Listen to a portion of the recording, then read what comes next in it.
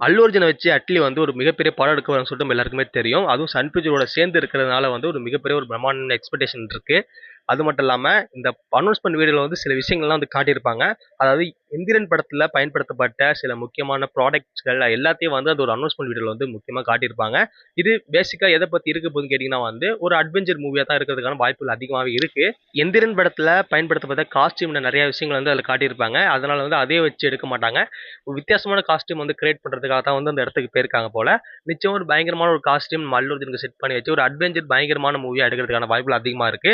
நிறைய பேர் கேட்கிற கேள்வி வந்து இவ்வளோ செலவு பண்ணி இவ்வளோ ஆக்டர்ஸ்லாம் உள்ள கொண்டு வராங்களே, இது வந்து 1000 கோடி பட்ஜெட் தொடுமா அப்படின்னு கேட்குறாங்க. மினிமம் வந்து பட்ஜெட் வந்து ஒரு 500 கோடி கிட்ட தான் இருக்கும். ஆனால் கலெக்ஷன் 1000 கோடி போமான்னு சொல்லிட்டு அஃபிஷியலாக சொல்ல முடியாது.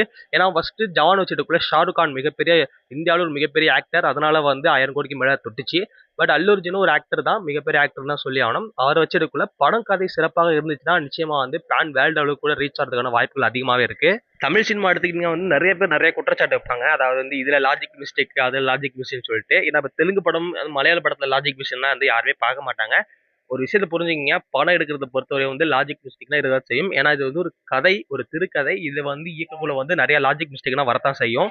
அது மட்டும் இல்லாம நிறைய பேர் சொல்றது நான் வந்து அட்லி நிறைய படங்களை காப்பி அடிச்சு தான் வந்து படமே எடுக்கிறாரு. இப்போ லேட்டஸ்டா ஜவான் படத்துல கூட நிறைய காப்பிகள் இருந்துச்சுன்னு சொல்லிட்டு சொல்லியிருக்காங்க. ஒரு ஆர்யா வந்து ஒரு மீட்டிங்ல இருப்பாரு. மீட்டிங் சொல்ல முடியாது. ஒரு இன்டர்வியூல இருப்பாரு. விஜய் டிவி இன்டர்வியூ என்னன்னு தெரியல கரெக்டா.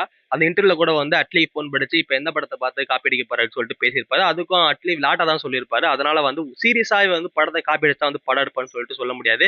அப்படி இருந்துச்சுன்னா பெரிய பெரிய ஆக்டர்னா வந்து இவங்களுக்கு வந்து பட வாய்ப்பு கொடுத்துருக்க மாட்டாங்க. சில காப்பிகள் மாதிரி இருக்கும். பட் ஆனா அவர் காப்பி அடிச்சது கிடையாது. பட் அவர் சொந்தமா எழுத கதையில சில படத்துல காப்பி இருக்கிற மாதிரி நம்மளுக்கு தோணலாம். அவ்வளவுதான். மத்தபடி இந்த ஒரு படம் மிகப்பெரிய வெற்றி வரதுக்கான வாய்ப்புகள் அதிகமாவே இருக்குன்னு சொல்லிட்டு நான் நினைக்கிறேன். இந்த ஒரு இன்ஃபர்மேஷன் பிடிச்சதா மறக்காம லைக் அண்ட் சப்ஸ்கிரைப் பண்ணி வச்சுங்க. தேங்க்ஸ் ஃபார் வாட்சிங்.